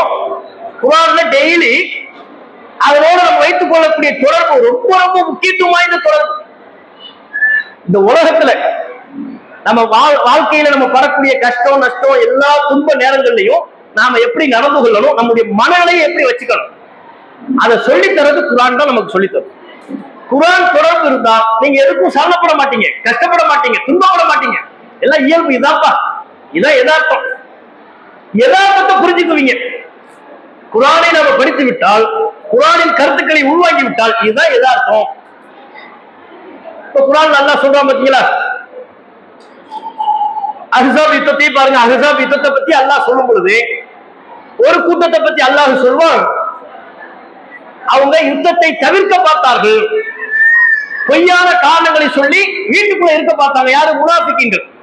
முனாஃபிக்கீன்கள் அந்த அஹ்ஸாப் யுத்தம் துவங்க முற்படும் பொழுது ரசூலுல்லாஹ் பொய் காரணங்களை சொல்லி நாங்க யுத்தத்துக்கு வரல, உடம்பு முடியல, வீட்டுல யாருமே இல்லை, இன்ன புயூத்தனா அவுரா, இந்த வீட்டுல எல்லாம் யாருமே இல்ல, பாதுகாப்பற்றதாக வீடு இருக்கிறது, நாங்க வீட்டுல இருந்தா தான் பாதுகாப்பு, பொய் பொய் சொல்லி அங்க போறது, யுத்தத்தை தவிர்ப்பது. இப்படி ஒரு கூட்டம் இருந்துச்சு. அல்லாஹ் சொல்றோம். இன்னொரு கூட்டம் யுத்தத்துக்கு வந்துட்டான். ஒரு கூட்டம் யுத்தத்துக்கே வரல. வராம என்ன சொல்லிட்டான்? இன்ன புயூத்தனா அவுரா, வீட்டுல நிறைய வேலை இருக்குங்க, வீடு பாதுகாப்பே இல்லைங்க, நாங்க இருந்தா தாங்க பாதுகாப்புட்டான் ஒரு கூட்டம். இன்னொரு கூட்டம் யுத்தத்துக்கு வந்துட்டாங்க. வந்ததுக்கு அப்புறம் நடக்கிற சண்டையெல்லாம் பார்த்துட்டு, ஆஹா தெரியாம வந்துட்டோம்டா, தெரியாதனமா இந்த களத்துக்கு வந்துட்டோம், அனல் பறக்குது, இந்த களத்துல ரெண்டோம்னா நம்ம கதையை முடிச்சிருவாங்க, தெரியாதனமாக இந்த யுத்தத்திற்கு வந்து விட்டோம் என்று புலம்பி கூட இருக்கிற ஆட்கிட்ட சொல்லுவாங்களா, பரிஜியோ வாங்க நம்ம எல்லாரும் வீட்டுக்கு திரும்பி போயிருவோம், இவர்களை நம்மால் வெல்ல முடியாது, ஜெயிக்க முடியாது, எல்லாம் ஒண்ணு சேர்ந்துட்டாங்க என்று சொல்லக்கூடிய ஒரு கூட்டம். இன்னொரு கூட்டம் அவங்கதான் மூமின்கள். கூட்டத்தை பார்க்கறாங்க. பார்த்த உடனே சொல்லுவாங்களா, ஆதாமா சதக்கனல்லாஹு வ ரசூலுஹு, இதுதான் அல்லாஹ்வும் அல்லாஹ்வுடைய தூதரும் நமக்கு வாக்களித்தது. அல்லாஹ் சொன்னா பாத்தீங்களா, ரசூல் சொன்னாங்கல்ல, நம்ம வாழ்க்கையில நிறைய கஷ்டப்படணும், அதுதான் இது. இந்த யுத்தத்தில் அல்லாஹ் நமக்கு வெற்றியை வைத்திருக்கிறார். கொஞ்சம் கூட கலங்காம தயங்காம யுத்தத்தில் துணிந்து செல்லக்கூடிய மூமின்கள் மூன்று சாரா. பொய் காரணம் சொல்லி வீட்டுல தங்கி விட்டவர்கள், யுத்தத்திற்கு வந்து யுத்தத்தின் சிரமத்தை தாங்கிக் கொள்ள முடியாமல் பின்வாங்குபவர்கள், யுத்தத்தை துணிந்து எதிர்கொள்ளக்கூடியவர்கள். மூணு. இதை சொல்லி அல்லாஹ் நமக்கு என்ன பாடம் நடத்துறான்? எந்த காலமாக இருந்தாலும், எந்த யுத்தமா இருந்தாலும் இந்த மூணு கூட்டம் தான். எந்த காலமா இருந்தாலும், எந்த யுத்தமா இருந்தாலும், இரு நாடுகளுக்கு மத்தியிலான சண்டையா இருந்தாலும், இரு ஊருக்கு மத்தியிலான சண்டையா இருந்தாலும், ஏன் நம்ம வீட்டுல ரெண்டு பேருக்கு மத்தியில உள்ள சண்டையா இருந்தாலும், இந்த மூணு தான். ஒண்ணு என்ன, நான் வரலப்பா இந்த சண்டைக்கு, எனக்கு ஏகப்பட்ட வேலை இருக்கு, கிளம்பிடுவாங்க, நம்மளை அத்துவிட்டு போயிடுவாங்க, ஓடிடுவாங்க. நமக்கு ஒரு பிரச்சனை துன்பம்னு வரும் பொழுது, எனக்கு வேலை இருக்குங்க, நான் வரேங்க, கிளம்புறேங்க, கிளம்பிடுவாங்க. இது ஒரு குரூப். இன்னொன்னு பாதி தூரம் வருவாங்க, ஆஹா அடி தாங்க முடியலடா, இந்த கூட்டத்துல நம்மளால ஒண்ணும் பண்ண முடியாது, சமாளிக்க முடியாது, வா கிளம்புவோம், புறமுதுகிட்டு ஓடக்கூடிய கூட்டம். மூணாவது என்ன, என்ன ஆனாலும் சரி பார்ப்போம், அல்லாஹ் நமக்கு இதுல நமக்கு ஒரு கையில வச்சிருக்கிறான், நமக்கு ஒரு நன்மையை வச்சிருக்கிறான், துணிந்து களத்தில் இறங்கி இறுதி வரை உறுதியாக நிற்கக்கூடியவர்கள் இந்த மூணு தான். அது அல்லாஹ் அந்த அஹ்ஸாப் என்கிற யுத்த களத்தின் காட்சியின் மூலம் விவரித்து நமக்கு பாடம் எடுக்கிறான். நீ இப்படித்தான் இருப்ப, இதுல எந்த கூட்டம் அல்லாஹ் கேட்கிறான், இதுதான் எந்த கூட்டம்? மார்க்கத்திற்காக ஒரு காரியத்தை முன்னெடுக்க வரும் பொழுது பொய் காரணங்களை சொல்லி அதிலிருந்து பின்வாங்குகிற கூட்டமா, சமரசமாகிவிடக்கூடிய கூட்டமா, அல்லது பயணத்தின் பாதி வரை வந்துவிட்டு அதற்கு பிறகு சமாளிக்க முடியாமல் திரும்பி போகக்கூடிய கூட்டமா, இறுதி வரை கொள்கையில் உறுதியாக நின்று களம் காணக்கூடிய உண்மையான மூமின்களின் கூட்டமா? நீ முடிவு செய்து கொள், அல்லாஹ் நமக்கு சொல்லிடுறோம். இப்ப நாம தான் முடிவு பண்ணணும், நம்ம எந்த கூட்டத்துல உள்ளவங்க பார்க்கணும். அதை படிக்கிறோமா? முதல்ல குர்ஆனை படிச்சா தானே. இன்னைக்கு உள்ள ஜெனரேஷன் பேஸ்புக்க மணிக்கணக்கா பார்க்க சொல்லுங்க, பார்த்துக்கிட்டே இருப்ப, எத்தனை மணி நேரம்னாலும் பார்ப்பார். ஆனா ஆண்களா இருந்தாலும் சரி, பெண்களா இருந்தாலும் சரி, கையில ஒரு செல்போனு, டேட்டா, நெட்டு போட்டு விட்டு நீ போன பாருமாப்பா அப்படின்னா அது பார்த்துக்கிட்டே இருக்கும் அந்த அம்மா. பஸ்ல ட்ரெயின்ல முந்தி உள்ள காலத்துல, முந்தினா ரொம்ப முந்திலாம் இல்ல, ஒரு 20-30 வருஷத்துக்கு முன்னால ட்ரெயின்ல பஸ்ல எல்லாம் என்ன இருந்துச்சு, எல்லாம் ஏறி உட்கார்ந்து பேசிக்கிட்டே இருப்பாங்க தெரியுமா. கையில ஒரு பழைய புக் வச்சிருப்பாரு அல்லது பேப்பர் வச்சிருப்பாரு, அதை தாண்டி அதுக்கு ஒரு பேப்பர் கொஞ்ச நேரம் பார்ப்பாங்க, படிப்பாங்க, அதை வச்சுட்டு பேசாரு. நீங்க எந்த ஊரு, அப்புறம் எங்க இருந்து வரீங்க, அப்படியா இப்படியான்னு பேசி அதுல பெரிய சொந்த பொண்ணு கொடுத்து பொண்ணு எடுத்து சொந்தக்காரங்களா மாறவங்களா நிறைய பேர் இருக்கலாம். ரயில் பயணத்துல, பஸ் பயணத்துல மக்களுக்கு மத்தியில் அவ்வளவு உரையாடல் இருக்கும், அவ்வளவு பேச்சு இருக்கும். இன்னைக்கு அப்படி இருக்கா? நீங்க ட்ரெயின்ல பாருங்க, எல்லாம் பெருத்துல ஏறி படுத்து இப்படி செல்போனை பார்த்துட்டு இருப்பாங்க, அவ்வளவுதான். எல்லாம் இப்படி மேற்கு கிரகவாசி யாரா நம்ம வந்து பார்த்தாங்க வைங்க, நம்மளும் என்ன பெரிய சைக்கோவா இருப்பாங்க போல இருக்கு. எல்லாம் கையில போனோடயே திரியுறாங்க. ரோட்ல போகும்போதும் சரி, பஸ்ல உட்கார்ந்தாலும் சரி, பஸ்ல எல்லாரும் கையில செல்போன் தான், ட்ரெயின்ல எல்லாம் செல்போன். பார்க்குக்கு எதுக்கு வருவாங்க? பார்க்குக்கு அப்படியே பசுமையா உள்ள இடத்த பார்த்து காத்து வாங்கி ராகத்தா பேசுறதுக்கு தானே. அங்க வந்து செல்போன். நீ எதுக்கு பார்க்குக்கு வர மூதேவி? நீ வீட்லயே உட்கார்ந்து செல்போனை பார்க்கலாம்ல. உனக்கு எதுக்கு பார்க்கு? பார்க்க உனக்கு கேடா? உனக்கு எல்லாம் செல்போன். அந்த செல்போன்ல இவர் என்ன பார்க்கிறார்? இவரா பரபரப்பாயிட்டே இருப்பார்.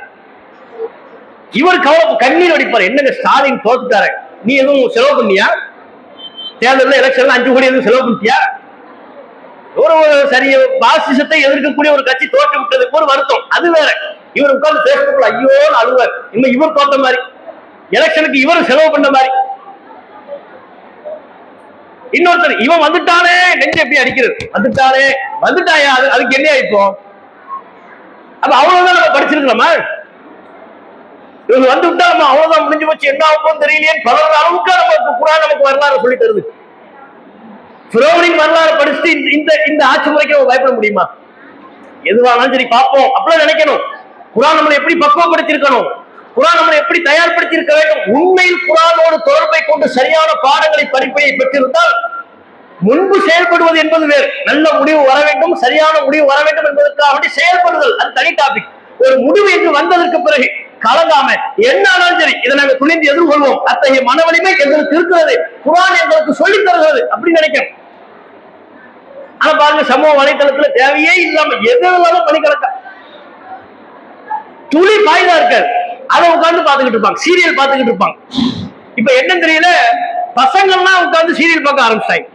இந்த செல்போன் வந்ததுக்கு அப்புறம் பாக்குறோம், ட்ரெயின்ல பாக்குறோம், சில பேர் உட்கார்ந்து பாத்துக்கிட்டு இருக்கிறாங்க சீரியல், அதை உட்கார்ந்து பாத்துக்கிட்டு இருக்கிறாங்க. நம்ம பஸ்ல போயிட்டு இருக்கும் போது ஒரு வயசான ஆளு அவர் செல்போனை கொடுத்து ஒரு நாடகத்தின் பேரை சொல்லி, இந்த நாடகத்தை கொஞ்சம் எடுத்தாங்களே அப்படிங்கிறார் நம்ம கிட்ட. எது நம்ம எடுத்து கொடுத்து அந்த பலியத்து முசீபத்து அதனுடைய பாவத்தை நம்ம சுமக்கவா? தெரியாதுங்க, எங்களுக்கு ஒண்ணுமே தெரியாதுங்க சொல்லியாச்சு.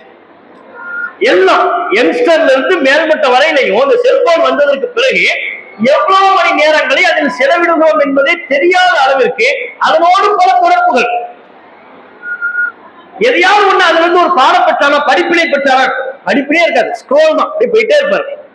சில நேரம் பார்த்தா திடீர்னு ஒரு சண்டை நடக்கும், பாப்பான் ஐயோ பாவம் எதுக்கு அடி வாங்குறானே தெரியலையே, முடிஞ்சு வச்சு அது அவ்வளவுதான். அது சோகப்பட்டா சில அவர் கடமை முடிஞ்சிருச்சு. அடுத்து மேல ஒரு காமெடி, சூப்பரா இருக்கு, அந்த சோகம் 2 வினாடி கூட தாங்காது, அந்த சோகம் 2 வினாடிக்கு கூட தாங்காது, அது ஒரு காமெடி. திரும்ப மறுபடியும் ஒரு சோகம், மறுபடியும் ஒரு காமெடி. என்ன உணர்வு இது? இப்படியே தொடர்ச்சியா நம்ம உள்ளத்துக்கு நாம கொடுத்துக்கிட்டே இருந்தா நம்ம உள்ள எப்படி பக்குவப்படும்? எந்த துன்பத்தை துன்பமா எடுக்கும், எந்த சோகத்தை சோகமா எடுக்கும், எதை உண்மை எடுக்கும், எதை பொய்யின் எடுக்கும்? உள்ளத்துக்கு நம்ம என்ன கொடுக்கிறோம் நம்ம யோசிக்கணும், நம்ம கொடுக்கிறோம் என்பதை கவனிக்கணும். ஒரு வளர்ற பிள்ளைக்கு நம்ம என்ன உணவா கொடுக்கிறோம்? சத்தான உணவு கொடுத்தா சத்தா புஷ்டியா வளருவான். சத்து இல்லாத நொறுக்கு தீனிகளை கொடுத்தா அதற்கு தக்க வளருவான், ஆரோக்கியம் இல்லாமல் வளருவான். அது போலத்தான் நம்முடைய உள்ளமும். நம்முடைய உள்ளத்துக்கு அன்றாடம் நாம் கொடுக்கிற செய்திகள் என்ன, எதை கொடுக்கிறோம் உள்ளத்துக்கு? குர்ஆனை கொடுத்தா அதன் பிரதிபலிப்பு வெளியே தெரியும். ரசூலுல்லாஹ்வுடைய வரலாறு, நபிமார்களின் வரலாறு, நல்லோர்களின் வரலாறு, அதை நீங்கள் உங்களுடைய உள்ளத்திற்கு கொடுத்தால் அதன் பிரதிபலிப்பு வரும். இல்லாம இந்த சினிமா, நாடகம், சீரியலு, வேலை வெட்டி இல்லாம டைம் பாஸ்ங்கிற பேர்ல காமெடி, இன்னும் சில பேர் சமையலுக்கு அவ்வளவு உட்கார்ந்து மெனக்கட்டு 3/4 மணி நேரம் சமையல் பண்றாங்க. 3/4 மணி நேரம். நம்ம வீட்டுல கூட அவ்வளவு சமையல், 500 பேருக்கு சமையல் பண்ற பண்டாரியே 1/2 மணி நேரத்துல சமையலை முடிச்சுட்டு போயிடுவான். இவன் வெறும் பருப்பு சாம்பாரும் 3/4 மணி நேரமா யூடியூப்ல சமையல் எப்படி பண்ணணும்னு காட்டிக்கிட்டு இருக்கோம். அதை உட்கார்ந்து நம்ம தாய்மார்கள் இன்னைக்கு ஒரு புது டிஷ் பண்ண போறோம். என்ன புது டிஷ்? செத்தான் வீட்டுல உள்ளவன் அவ்வளவுதான், முடிஞ்சு போச்சு. அதுல என்னவா புது டிஷ்? யூடியூப்ல போடுவாங்க. அந்த பொருளின் பேரே நமக்கு பரிச்சயமானதா இருக்காது. இன்றைக்கு நாம் தயார் செய்யக்கூடிய உணவின் பெயர் அப்படின்னு ஒரு பெயர் சொல்லுவான். அன்னைக்கு தான் நம்ம கேள்வியே பட்டிருப்போம். அதை நம்ம சமைக்கணுமா? அதுக்கு தேவையான பொருள் ஒரு பட்டியல் கொடுப்பான். ஒரு 15 பொருள் பட்டியல் கொடுத்தாங்க வைங்க, அதுல 2 தான் நம்ம வீட்டுல இருக்கும். அடுப்பு இருக்கும், எண்ணெய் இருக்கும். அதை தவிர்த்து வேற எதுவுமே நம்ம கிட்ட இருக்காது. எல்லாம் துபாய் சூப்பர் மார்க்கெட்ல கிடைக்கிற பொருளா இருக்கும். எமிரேட்ஸ் மால்லையும் துபாய் மால்லையும் கிடைக்கிற பொருளை இவர் இங்க உட்கார்ந்து சமையல் பண்ண போறான். அவனே சமையல் பண்ணிட்டு அவனே சாப்பிட்டு வாவ் சூப்பர், இந்த மயங்கல் இதே மாதிரி நம்மளும் பண்றோம். இதை பண்ணியே தீரணும். அந்த யூடியூப் வீடியோ பார்த்து மெனு தயாரிச்சு வீட்டுக்காரருக்கு அனுப்பி வைக்க, எங்க வரும்போது இந்த பொருளை எல்லாம் வாங்கிட்டு வாங்க, அவ்வளவுதான் முடிஞ்சு போச்சு. இன்னாலில்லாஹி வ இன்னா இலைஹி ராஜிஊன். அதை பார்த்து சமையல் பண்ணி அவன் அதுல கையினால அள்ளி சாப்பிடுற மாதிரி வச்சிருப்பான். இந்த அம்மா ஊட்டி கொடுக்கும் எல்லாத்துக்கும். என்ன இப்படித்தான் வந்திருக்கு, ரிசல்ட் இவ்வளவுதான், மாத்தலாம். அதை பார்த்தா சமைச்சோம், அல்லாஹ் இப்படித்தான் நாடி இருக்கலாம், என்ன பண்றது? அப்ப நாம எதில் நம்முடைய நேரத்தை செலவிடுறோம்ங்கிறத யோசிங்க. எதுல நம்ம நேரத்தை டைம் பாஸ் பண்ணோம்? தேவையில்லாத பொழுதுபோக்கு, தேவையற்ற வீண் விரயங்கள், தேவையற்ற கேளிக்கைகள், இதெல்லாம் நமக்கு வேண்டியது. எதுவுமே அளவா இருக்கும். நரகவாதிகளின் புலம்பலை பற்றி அல்லாஹ் சொல்லுகின்ற பொழுது அல்லாஹ் என்ன சொல்றான்? லவ் குன்னா நஸ்மஉ அவ் நஅகிலு மா குன்னா ஃபி அஸ்ஹாபி ஸஈர். நாங்கள் சரியாக கேட்டிருந்தால், சரியாக சிந்தித்திருந்தால் இப்போது நாங்கள் நரகவாசியாக ஆகியிருக்க மாட்டோம் என்று சொல்வார்கள். சிந்தி ஒழுங்காம கேட்காம போயிட்டோம், சிந்திக்காம போயிட்டோம். இன்னொரு இடத்தில் அல்லாஹ் குறிப்பிடுகிறான், மா சலககும் ஃபீ ஸகர். உங்களை இந்த நரகத்தில் தள்ளியது எது? அவங்க சொல்வாங்க, லம் நக்கு மினல் முஸல்லீன். நாங்கள் தொழவில்லை. வலம் நக்கு நுத்இமுல் மிஸ்கீன். நாங்கள் ஏழைக்கு சாப்பாடு கொடுப்பவராகவும் இல்லை. தொழுகிற ஏழைக்கு சாப்பாடு கொடுக்கல. என்ன பண்ணிக்கிட்டு இருந்தீங்க? குன்னா நஹூது மஅல் ஹாயிதீன். வீணான காரியத்தில் ஈடுபடக்கூடிய ஒருவரோடு சேர்த்து நாங்களும் வீணில் மூழ்கியிருந்தோம். வீண் டைம் பாஸ் பண்ணிக்கிட்டு இருந்தோம். எல்லாரும் டைம் பாஸ் பல்வேறு காரியங்களை ஈடுபட்டுக்கிட்டு இருந்தாங்க. அந்த வீணான காரியத்தில் நாங்களும் ஈடுபட்டோம். ஆகவே தொழுகை விட்டுட்டோம். ஏழைக்கு சாப்பாடு கொடுக்கறத பத்தி மறந்துட்டோம். மார்க்க கடமைகளை உதாசீனப்படுத்தி விட்டோம். ஆகவே இந்த நரகில் வெந்து செத்துக் கொண்டிருக்கிறோம் என்று நரகவாதிகள் குழப்புவதாக அல்லாஹ் ரப்பல் ஆலமீன் நமக்கு சொல்லித் தரதை பார்க்கணும். அப்ப அல்லாஹ் எதை வெறுக்கிறான்? வீணான காரியத்தில் ஈடுபடுவதை வெறுக்கிறான். அது நம்முடைய உள்ளத்தை மையத்தாக்கக்கூடிய, உள்ளத்தில் உள்ள உறுதிப்பாட்டை குலைய வைக்கக்கூடிய ஒரு காரியம். இஸ்லாமிய வரலாற்றை நாம் பார்க்கின்ற பொழுது நபித்தோழர்கள் எல்லாம் பல்வேறு தியாகங்களை செய்தார். பல தியாகம், பொருளாதார தியாகம், உயிர் தியாகம், சொந்த பந்தங்களை பகைக்கக்கூடிய தியாகம், எல்லா தியாகத்திற்கும் அவர்கள் தயாராக இருந்தார்கள் என்றால் என்ன அடிப்படையில? எதற்கும் நாங்கள் சமரசம் ஆக மாட்டோம் என்ற அடிப்படையில். எதுக்கும் நாங்க சமரசம் இல்லை. ஹுதைபியா உடன்படிக்கை நடைபெற்றது. அந்த உடன்படிக்கையின் போது எதிரிகளுக்கும் ரசூலுல்லாஹ்வுக்கும் ஒரு ஒப்பந்தம். எதிரிகள் ஒரு நிபந்தனை போடுறாங்க. என்ன நிபந்தனை? மக்காவிலிருந்து யாரும் வந்தால், மக்காவிலிருந்து யாரேனும் ஒரு ஆண் வந்தால் அவர்களை நீங்கள் ஏற்றுக்கொள்ளக் கூடாது, அவர்களுக்கு நீங்கள் அடைக்கலம் கொடுக்க கூடாது. ஏன்னா ரசூலுல்லாஹ் மக்காவிலிருந்து ஹிஜ்ரத் பண்ணி மதீனாவுக்கு போயிட்டாங்க. மதீனாவுல ஒரு சாம்ராஜ்யத்தை அமைச்சிட்டாங்க. இதற்கிடையில மக்காவிலிருந்து நிறைய பேர் வர துவங்குகிறார்கள். வரும்போது யாரையுமே நீங்கள் ஏற்றுக்கொள்ளக் கூடாது. அப்படி இந்த ஒப்பந்தத்திற்கு உடன்பட்டால் உங்களை நாங்க உம்ராவுக்கு அனுப்பி வைப்போம், அனுமதிப்போம். இல்ல மக்காவுக்குள்ள உங்களை அனுமதிக்க மாட்டோம், மறுத்துட்டாங்க. இப்ப இன்னைக்குள்ள காலகட்டத்துல ஒரு நாட்டுல இருந்து இன்னொரு நாட்டுக்கு போறதா இருந்தா பாஸ்போர்ட், அவங்க ஏதேனும் ஒரு பிரச்சனைக்குரிய ஒரு நபரை ஒரு குற்றம் செய்திருக்கிறார், ஒரு கிரைம் பண்ணியிருக்கிறார்னு சொன்னா அந்த நாட்டுக்குள்ள அனுமதிக்க மாட்டோம்னு சொல்லுவாங்கல்ல. அது மாதிரி ரசூலுல்லாஹ் மக்காவிலிருந்து மதீனாவுக்கு போறதுக்கு பிறகு ரசூலுல்லாஹ்வை மக்காவில் அனுமதிக்கல. ஏன்? நீங்க குழப்பம் பண்ணிட்டீங்க, எங்க ஊரை ரெண்டாக்கிட்டீங்க அப்படின்னு பல ஏகபோகமான விஷயங்கள். அப்படி பொய்யான காரணங்களை சொல்லி ரசூலுல்லாஹ் அனுமதிக்க மாட்டோம்ங்கிறாங்க. அதுக்குதான் இந்த ஒப்பந்தம், இந்த உடன்படிக்கை. இந்த உடன்படிக்கைக்கு சரின்னு சொல்லுங்க, நாங்க உங்க உம்ராவுக்கு அனுமதிப்போம். இந்த வருஷம் இல்ல, அடுத்த வருஷம் தாங்க. ரசூலுல்லாஹ் சரிங்கிறாங்க. சரி, ஓகே, அந்த உடன்படிக்கைக்கு அனுமதிக்கிற உடன்படிக்கை என்ன? மக்காவிலிருந்து யாரும் வந்தால் அவர்கள் ஒரு மூமின் வந்தால் அவர்களுக்கு அடைக்கலம் கொடுக்கூடாது. இதான் உடன்படிக்கை. உடன்படிக்கை நடைபெற்றுக் கொண்டிருக்கும் பொழுது, அதற்குரிய வாசகத்தை சொல்லிக் கொண்டிருக்கும் பொழுது அபூ ஜந்தல் என்ற ஒருவர் வர்றார். இந்த அபூ ஜந்தல் யாரு? உடன்படிக்கை இணைவைப்பாளர்களின் சார்பில் ஒப்பந்தத்தை எழுதக்கூடிய சுஹைல் என்பவரின் மகன். தகப்பனார் ஒப்பந்தம் எழுதினாரு இணைவைப்பாளர்கள் சார்பா. அவர் பையன் முஸ்லிம், கொள்கைவாதி. அவரு அபூ ஜந்தல் அங்கிருந்து மக்காவுக்கு வர்றேன், மதீனாவுக்கு வர்றேன்னு வர்றாரு. உடனே அந்த சுஹைல் சொல்றாரு, ஒப்பந்தம் நம்ம போட்ட பேசிட்டோமா, அவரை எனக்கு அனுப்பி வைங்க அப்படிங்கிறாரு. யார? அபூ ஜந்தலுக்கு அனுப்பி வைங்க. தன் மகனை அபூ ஜந்தலை நீங்க ஏற்றுக்கொள்ள கூடாது, அனுப்பி வைங்க. அப்ப ரசூலுல்லாஹ் சொல்றாங்க, ஒப்பந்தம் இன்னும் சைனே பண்ணல, இன்னும் சைன் பண்ணல, சைனே பண்ணலையேங்க, இந்த ஒரு ஆளை விட்டுங்க, அபூ ஜந்தலை விட்டுங்க, நம்ம தான் இன்னும் சைன் பண்ணவே இல்லை, இதுக்கப்புறம் சைன் பண்ணதுக்கு பிறகு நாம இதை ஃபாலோ பண்ணுவோம்னா சுஹைல் கேட்கவே இல்லை. அதெல்லாம் கிடையாது. இப்படி பேசுறாருதான் பேசுவோம், இல்லைன்னா ஒப்பந்தம் டிராப், சண்டை தான், சச்சரவு தான் அப்படிங்கிறாங்க. அப்ப ரசூலுல்லாஹ் ரிக்வெஸ்ட் பண்றாங்க. என்ன ரிக்வெஸ்ட்? சரி, ஒப்பந்தம் அப்படியே இருக்கட்டும், இப்போதுல இருந்தே என்று ஒப்பந்தம் இருக்கட்டும், இந்த ஒருவருக்கு மட்டும் எனக்காக வேண்டி விதிவிலக்கு அளிக்க மாட்டீர்களா அப்படின்னு ரசூலுல்லாஹ் இறங்கி போனாங்க. அப்போதும் சுஹைல் இறங்கி போக மாட்டோம், அவரை நீங்க எங்களோட தான் அனுப்பி வைக்கணும். ரசூலுல்லாஹ் யோசிச்சுக்கிட்டு இருக்காங்க, வேற என்ன பண்ண, நிர்பந்தம், அழுத்தம் கொடுக்குறாங்க. அழுத்தம் கொடுக்கின்ற பொழுது சுஹைல் பார்க்கிறார், முஸ்லிம்களை நோக்கி பேசுகிறார். யார்? அபூஜந்தல். அபூஜந்தல் முஸ்லிம்களை நோக்கி பேசுகிறார். அவர் உமத்து இலல் முஷ்ரிக்கீன், என்னை முஷ்ரிக்கீன்களிடம் திருப்பி அனுப்ப போகிறீர்களா? நான் உங்களை நாடி வந்தா இந்த கோழிக்காவுடைய ஊரை விட்டு வந்திருக்கிறேன், என் தகப்பனை விட்டு வந்திருக்கிறேன், என்ன அங்க அனுப்ப பாக்குறீங்களா? அவர் ஓடிடுறார். நான் உங்ககிட்டையும் வரல, இவர்கிட்டையும் போகிறேன்னு விட்டு மகனார் ஓடி போயிடுறார். அதற்கு பிறகு நடைபெறுகிற சம்பவம் புகார்ல பதிவு செய்யப்பட்ட ஹதீஸ். அதுவே நம்ம கவனிக்க வேண்டிய அம்சம். அபூஜந்தலுடைய அந்த உறுதியை பாருங்க. பெத்த தகப்பன் எதிரணியில நிக்கிறான், மகன் அவர் சத்தியத்துல நிக்கிறார். மகன் என்றும் பாராமல் அவர் அடிபட்டு ரத்த காயத்தோட வந்தார். ரத்த காயத்தோட வர்றார். புள்ள ரத்த காயத்தோட வந்தா தகப்பனுக்கு எவ்வளவு பதைக்கும். அதெல்லாம் கொஞ்சம் கூட இல்லாம அவனை அனுப்பி வைக்கிறீங்களா இல்லையான்னு கரார கேட்கிறார். அப்படின்னா அவங்க நோக்கம் என்ன? பிள்ளை என்று கூட அவர்கள் பார்க்கவில்லை, இவரும் தந்தை என்று பார்க்காமல் கொண்ட கொள்கையின் உறுதியாக இருந்து இந்த மக்கா இணை வைப்பாளர்களும் சென்றால் நம்முடைய ஈமானை பாதுகாக்க முடியாது என்று சொல்லி ஓடிவிட்டார். புரியுதா? அப்ப தந்தைன்னு பார்க்கல, கொண்ட கொள்கையில உறுதியாக நிற்க வேண்டும் என்பதை வெளிப்படுத்தினார். இன்னைக்கு நமக்கு அந்த மாதிரி கஷ்டமா இருக்கா? ஒரு கஷ்டமும் இல்லையங்க. நமக்கு என்ன கஷ்டப்பட்டோம்? ஏன் மார்க்கத்தில் நம்ம உறுதிப்பாட்டு கடைபிடிக்காம இருக்கிற? ஒரு திருமணம் வந்தா நம்ம உறுதி எங்க போகுது? ஒரு திருமணத்துல நம்ம உறுதியை நீங்க பார்க்க முடியுதா இல்லையா? அல்லாஹ் என்ன சொல்றோம்? இணை கற்பிக்கிற ஆணையோ இணை கற்பிக்கிற பெண்ணையோ கல்யாணம் பண்ணக்கூடாது. இவரு அப்படித்தான் சூஸே பண்றாரு, இந்த அம்மா அப்படித்தான் சூஸ் பண்ணுது. கொள்கையை பார்க்கறது இல்லை, கொள்கையோடு சேர்த்து பிற அம்சங்களை பார்ப்பது என்பது வேறு. கொள்கையை இன்றைக்கு பார்க்கப்படுவது இல்லை. அல்லாஹ் சொல்றான், மீன் ஆடம்பரம் தவிர்க்கப்பட வேண்டும் என்று.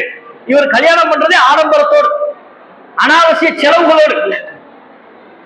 பத்திரிகை அடிப்பார். இன்னைக்கு உள்ள காலகட்டத்துல, இப்ப உள்ள ஜெனரேஷன்ல உங்க இப்ப வயசானவங்க இருந்தாங்கன்னா அவங்க காலத்துல எல்லாம் கல்யாணம்ன்றது என்ன? அதிகபட்சம் நாவரணிப்பா பாட்டு, தீன் குல பெண்ணு சொல்லி ஏதாவது ஒரு கல்யாணத்துக்கு ஒரு 2 பாட்டு பாடியிருப்பாரு. அந்த பாட்டை போட்டா கல்யாண சீசன் வந்துருச்சு. இவ்வளவுதான். ஒரு சின்ன பந்தல் போட்டுக்குவாங்க. அந்த பந்தல் ஜரிகையை குத்துறது கூட காக்கா முள்ள வச்சு குத்திக்கிட்டு இருப்பாங்க. இது அந்த காலத்துல உள்ள ஸ்டைல். அதை தாண்டி பெருசா ஒண்ணும் இருக்காது. ஆனா இப்போ உள்ள யங்ஸ்டர் கல்யாணம்ன்றது என்ன தாண்டி பிற மத கலாச்சாரத்துல பிற சமூக மக்கள் எப்படியெல்லாம் தங்கள் திருமணங்களை நடத்துகிறார்களோ அதற்கு சற்றும் குறைவில்லாமல் இப்போ உள்ள யங் ஜெனரேஷன் அந்த கல்ச்சரை பார்த்து திருமணம் பண்ணிக்கிட்டு இருக்கிறாங்க. ஏன் இவனுக்கு இஸ்லாமிய கல்ச்சர் சரியா தெரியல, இஸ்லாம் என்ன சொல்லுதுன்னு அவன் தெரிஞ்சுக்க ஆர்வப்படல, நானும் அவனுக்கு சரியா போதிக்கல.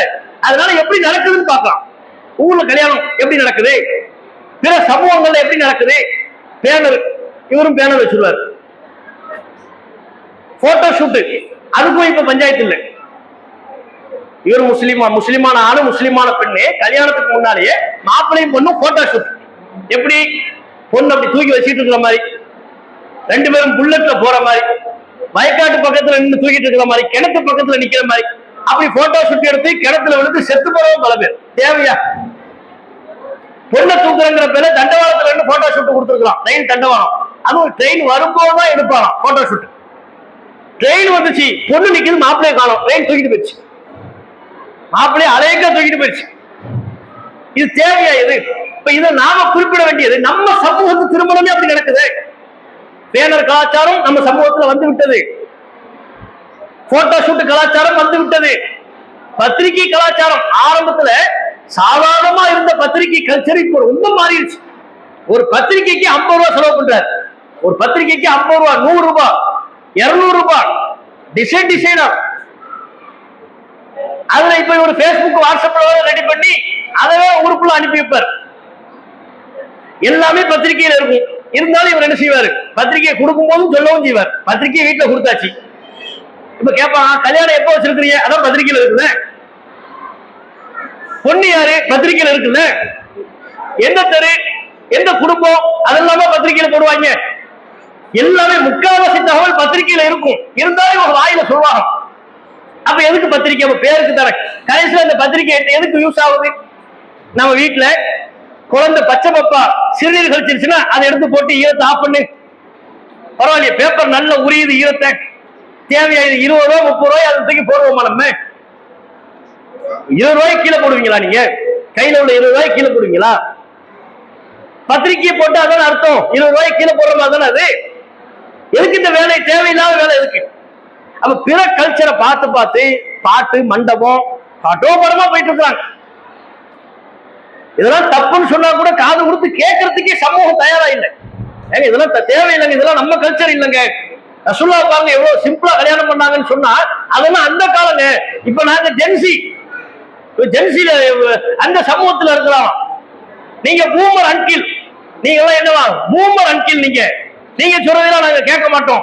இப்ப இப்படித்தான் நாங்க இப்படித்தான் இருப்போம், இப்படித்தான் கல்யாணம் பண்ணுவோம். அது எங்க நம்ம சமுதாயம் போயிட்டு இருக்கு? ஒரு திருமணத்துல நம்ம சமரசம் ஆயிரும். சரி, இதெல்லாம் சீர்திருத்தம் பண்றதா இருந்தா எப்படி சீர்திருத்தம் ஆகும்? நீ மார்க்கத்துக்கு முரணா கல்யாணம் பண்றியா, நான் வரமாட்டேன் அப்படின்னு சொல்லணும். இணை கற்பிக்கிற பெண்ணை அல்லது இணை கற்பிக்கிற ஆணை திருமணம் செய்கிறாயா, நான் வரமாட்டேன். அனாச்சாரமா நான் வரல, ஆடம்பர செலவு அனாவசிய செலவா நான் வரல, இப்படி சொன்னா சமூகத்துல கொஞ்சமான மாற்றம் வரும். இவங்க அப்படி சொல்றது இல்லை. முதல் ஆளா இவங்க பங்கெடுக்கணும்.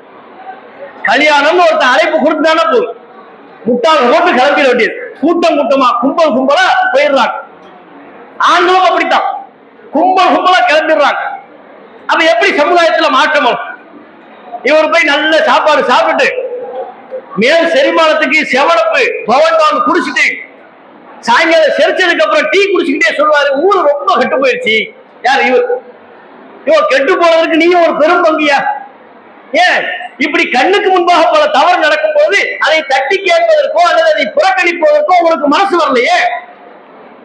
ரசூலுல்லாஹ் தன்னுடைய மகள் பாத்திமா ரலியல்லாஹு அன்ஹா அவங்க வீட்டுக்கு போனாங்க, சாப்பிடத்தான் போனாங்க. வாசல்ல பார்த்தா ஏதோ ஒரு திரைச்சீலை உருவம் பொறிக்கப்பட்டிருக்கிறது. அதுல மார்க்கத்திற்கு எதிராக ஏதோ ஒரு சம்பவம் அங்க நடக்குது. பார்த்தவங்க ரசூலுல்லாஹ் தன்னுடைய கோபத்தை வெளிப்படுத்தி விட்டு அங்கிருந்து வந்து விட்டார்கள். சொந்த மகள் வீடு, சாப்பிட போகல. அலி அவர்கள் கேட்டாங்க, பாத்திமா அவர்கள் கேட்டாங்க. ரசூலுல்லாஹ் சொன்னாங்க, எந்த வீட்டில் மலக்குமார்கள் நுழைய மாட்டார்களோ அங்கே எனக்கு என்ன வேலை? ரசூலுல்லாஹ் எதை பார்க்கிறாங்க? மார்க்கத்தை பார்த்தாங்க. தன்னுடைய சொந்த மகன் என்று பார்க்கவில்லை, தன்னுடைய சொந்த மருமகன் அலி என்று பார்க்கவில்லை. மார்க்கம் என்ன சொல்லுது? இந்த இடத்துல நிக்கலாமா, இந்த இடத்துல நிக்க முடியாது. மார்க்கம் என்ன எந்த இடத்தில் நிற்க அனுமதிக்கவில்லையோ அந்த நான் எப்படி நிற்பேன்? இதுதான் ரசூலுல்லாஹ், இதுதான் ரசூலுல்லாஹ்வுடைய முன்மாதிரி. ஆனா இன்னைக்கு நமக்கு மார்க்கம் ரொம்ப இலகுவாக கிடைத்து விட்ட காரணத்தினால ஆரம்ப காலகட்டத்தில் இந்த கொள்கை கொண்ட மக்கள் பட்ட கஷ்டம் இன்னைக்கு உள்ள ஜெனரேஷனுக்கு தெரியுமா?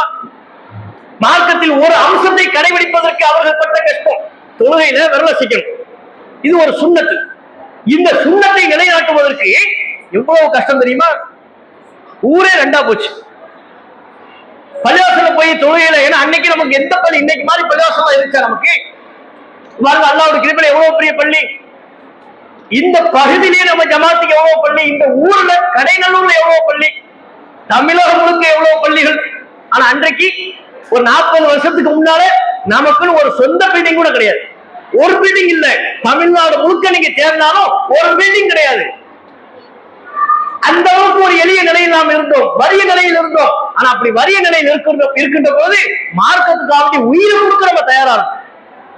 ஒரு சுண்ணாவை நிலைநாட்டுவதற்கு என்ன கஷ்டம் என்றாலும் அதை தாங்கிக் கொள்வதற்கு தயார் என்றோம். சமரசத்திற்கு இடமில்லை என்பதை தெளிவுபட எடுத்து சொன்னோம்.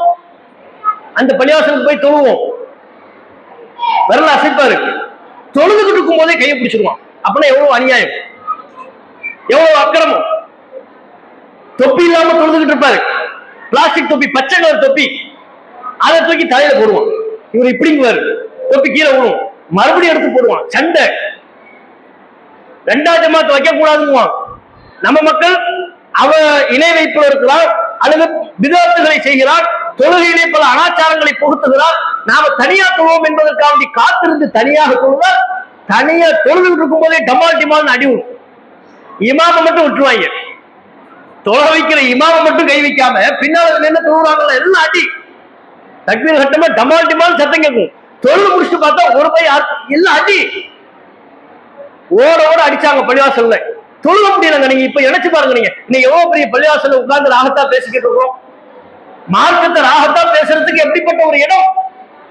இதுவே 30-40 வருஷத்துக்கு முன்னால இப்படி நமக்கு இடம் இருந்துச்சா? நிம்மதியா தொலை முடிச்சா தொழிட்டு கால் நீட்டி உட்கார முடியுமா? அந்த பள்ளிவாசல்ல தொழிட்டு கால் நீட்டி உட்கார முடியுமா? ஒரு பயான் பண்ண முடியுமா? எதற்கும் அனுமதி இல்லை. தனியாவே தொழ முடியல, அடிக்கிறான். ஹவுஸ்ல குண்டு கட்டா தூக்கி போடுறான். தெருவை விட்டு விரட்டக்கூடிய வகையில அநியாயம் பண்றான், அக்கிரமம் பண்றான்.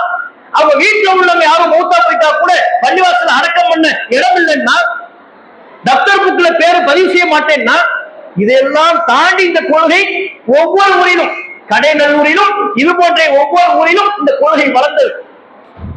இன்னைக்கு ரொம்ப சுதந்திரமா, ரொம்ப ராகத்தா நம்ம பள்ளியில நாம ரொம்ப நிம்மதியா தொழுதுகிட்டு இருக்கிறோம். அல்ல அந்த வாய்ப்பை தந்திருக்கிறோம்.